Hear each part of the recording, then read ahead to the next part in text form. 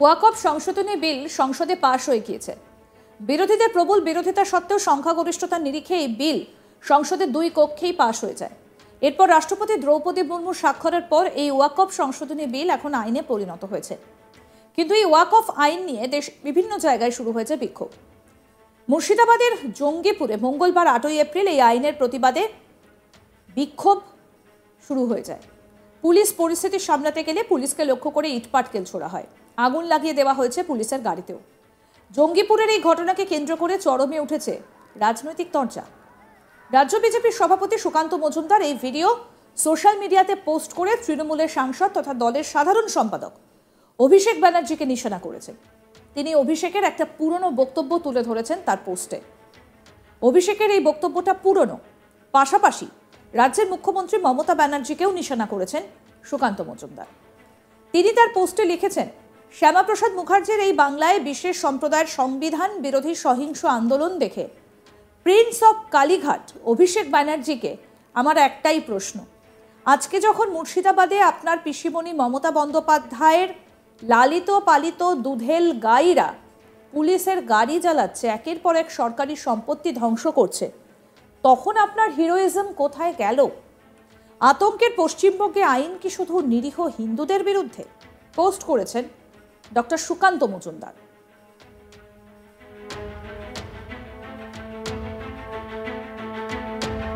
প্রসঙ্গত বলি, 2022 সালে সেপ্টেম্বরে বিজেপির নবান্ন অভিযানের সময় পুলিশের গাড়ি পোড়ানোর অভিযোগ উঠেছিল। আক্রান্ত হন assistant commissioner Debjit Chattopadhyay. SSKM হাসপাতালে তার স্বাস্থ্যের খোঁজ নিয়ে বেরিয়ে এসে অভিষেক বলেছিলেন, আন্দোলনের নামে গুন্ডামি, দাদাগিরি এবং গায়ের জোরে দুর্বৃত্তদের দুষ্কর্মকারীদের কাজে লাগিয়ে পুলিশকে মারধর করা হয়েছে। পুলিশের গাড়িতে ধরানো হয়েছে আগুন, নির্মমভাবে লাঠি দিয়ে মারা হয়েছে, এমনকি লোহার রড দিয়ে মারা হয়েছে। পুলিশ যে সংযম ধৈর্যের পরিচয় দিয়েছে সেজন্য কুর্নিশ জানাই।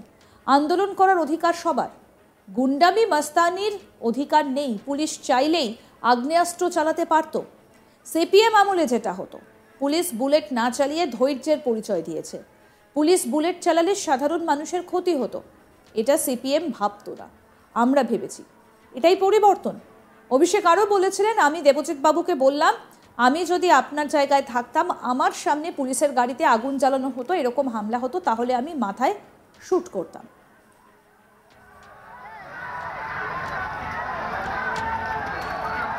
কি বলেছিলেন তৃণমূল সাংসদ অভিষেক ব্যানার্জি, শোনাবো এবার। আপনার জায়গায় যদি আমি থাকতাম আর আমার সামনে যদি পুলিশের গাড়িতে আগুন জ্বলতো বা এইভাবে পুলিশের উপর আক্রমণ হতো, আমি এখানে মাথার উপর। আপনার জায়গায় যদি আমি থাকতাম আর আমার সামনে যদি পুলিশের গাড়িতে আগুন জ্বলতো বা এইভাবে পুলিশের উপর আক্রমণ হতো, আমি এখানে মাথার উপর। মুখ্যমন্ত্রী মমতা ব্যানার্জিকেও নিশানা করেছেন সুকান্ত মজুমদার। তিনি লিখেছেন, ভারতবর্ষের সর্বকালের সেরা ব্যর্থ মুখ্যমন্ত্রী মমতা ব্যানার্জিকে বলছি, লোকচক্ষুর আড়ালে না থেকে এই মুহূর্তে আপনার দৃষ্টিভঙ্গি জানান।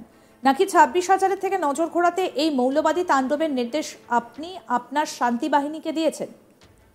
প্রসঙ্গত এই বিষয়ে বহরমপুরের প্রাক্তন সাংসদ তথা কংগ্রেস নেতা অধীর রঞ্জন চৌধুরী বলেন, ওয়াকফ বিল নিয়ে প্রতিবাদ করার অধিকার সবার আছে, কিন্তু কোনো প্রতিবাদী যেন সাম্প্রদায়িক রূপ না নেয়, এটা আমাদের দেখতে হবে। কি বলেছেন কংগ্রেস নেতা অধীর চৌধুরী, এবার সেটা শোনাবো। খুব দুশ্চিন্তার বিষয় হয়ে গেল যে মুর্শিদাবাদ জেলার রঘুনাথগঞ্জে আজ একটা প্রতিবাদকে কেন্দ্র, সেখানটাই পরিস্থিতি অগ্নিগর্ভ। আমাদের কাছে খুব দুশ্চিন্তার কারণ। মুর্শিদাবাদ জেলার আমি একজন অধিবাসী। ওয়াকফ বিলের প্রতিবাদ করার অধিকার সকলের আছে, শান্তিপূর্ণভাবে সবাই প্রতিবাদ করছে, আমরাও করব, আমরা করেছি, করছি, করব, কিন্তু কোনো প্রতিবাদী যেন কোনো সাম্প্রদায়িক রং না নাই। মুর্শিদাবাদবাসী সর্বস্তরের মানুষের কাছে এটা আমার একান্ত আবেদন। এই বিষয়ে এক্স হ্যান্ডেলে পোস্ট করেছেন রাজ্যের বিরোধী দলনেতা শুভেন্দু অধিকারীও। তিনি লিখেছেন, সম্প্রতি পাশ হওয়া ওয়াকফ সংশোধনী বিলটা সংসদের উভয় কক্ষে পাশ হবার পর এবং রাষ্ট্রপতির সম্মতি পাওয়ার পর এখন ভূমি আইন। যেমন 2019-2020 সালে সিএএ বিরোধী বিক্ষোভের সময় ট্রেনে পাথর ছোড়া হয়েছিল, যার ফলে একাধিক যাত্রী গুরুতর আহত হয়েছিল এবং তথাকথিত প্রতিবাদকারীরা মুর্শিদাবাদ জেলায় রেল স্টেশন কমপ্লেক্সে আগুন দিয়েছিল। এবারও শান্তিপূর্ণ সম্প্রদায়ের বিক্ষোভকারীরা রাস্তায় নেমেছে, জঙ্গিপুরে মুর্শিদাবাদ জেলা এবং পুলিশের গাড়িতে আগুন দিয়েছে।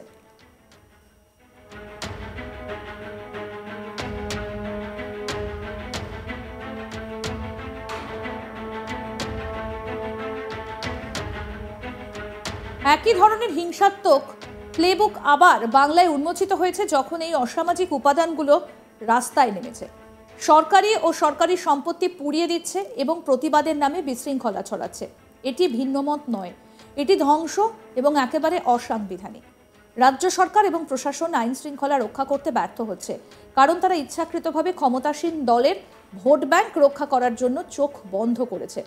আমি মুখ্য সচিব এবং ডিএম মুর্শিদাবাদকে কেন্দ্রীয় বাহিনী মোতায়েনের জন্য মাননীয় রাজ্যপাল এবং কেন্দ্রীয় স্বরাষ্ট্র মন্ত্রকের সহায়তা চাইতে অনুরোধ করছি, কারণ পুলিশ স্পষ্টতই এই ধরনের অনাচার পরিচালনা করতে অক্ষম বলে মনে হচ্ছে। আইনের প্রাধান্য নিশ্চিত করার এটাই একমাত্র উপায় এবং যারা স্বাভাবিকভাবে ব্যাহত করে তারা ন্যায় বিচারের মুখোমুখি হয়।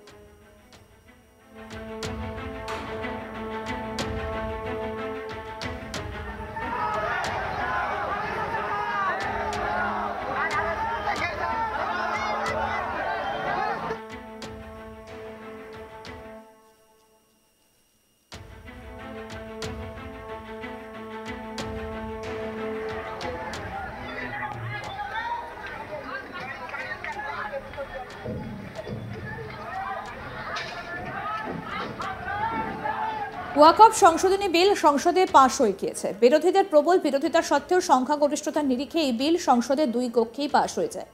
এরপর রাষ্ট্রপতি দ্রৌপদী মুর্মুর স্বাক্ষরের পরে ওয়াকফ সংশোধনী বিল এখন আইনে পরিণত হয়েছে। কিন্তু এই ওয়াকফ আইন নিয়ে দেশের বিভিন্ন জায়গায় শুরু হয়েছে বিক্ষোভ।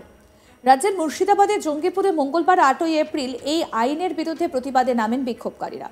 পুলিশ পরিস্থিতি সামলাতে গেলে পুলিশকে লক্ষ্য করে ইট পাটকেল ছোড়া হয়, আগুন লাগিয়ে দেওয়া হয়েছে পুলিশের গাড়িতেও। জঙ্গিপুরের এই ঘটনাকে কেন্দ্র করে চরমে উঠেছে রাজনৈতিক চর্চা।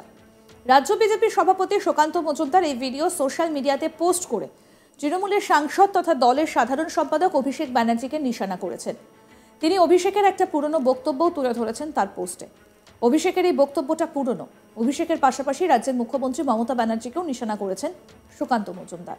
তিনি তার পোস্টে লিখেছেন, শ্যামাপ্রসাদ মুখার্জির এই বাংলায় বিশেষ সম্প্রদায়ের সংবিধান বিরোধী সহিংস আন্দোলন দেখে প্রিন্স অফ কালীঘাট অভিষেক ব্যানার্জিকে আমার একটাই প্রশ্ন, আজকে যখন মুর্শিদাবাদে আপনার পিসিমণি মমতা বন্দ্যোপাধ্যায়ের লালিত পালিত দুধেল গাইরা পুলিশের গাড়ি চালাচ্ছে, একের পর এক সরকারি সম্পত্তি ধ্বংস করছে, তখন আপনার হিরোইজম কোথায় গেল? আতঙ্কের পশ্চিমবঙ্গে আইন কি শুধু নিরীহ হিন্দুদের বিরুদ্ধে? আরও আপডেট পেতে দেখতে থাকুন আজ তাক বাংলা। সাবস্ক্রাইব করুন, নোটিফিকেশন পেতে বেল বাটন অপশন প্রেস করুন, হোয়াটসঅ্যাপেও ফলো করুন আজ তাক বাংলা। ভিডিওটা লাইক করুন, শেয়ার করুন, কমেন্ট করুন।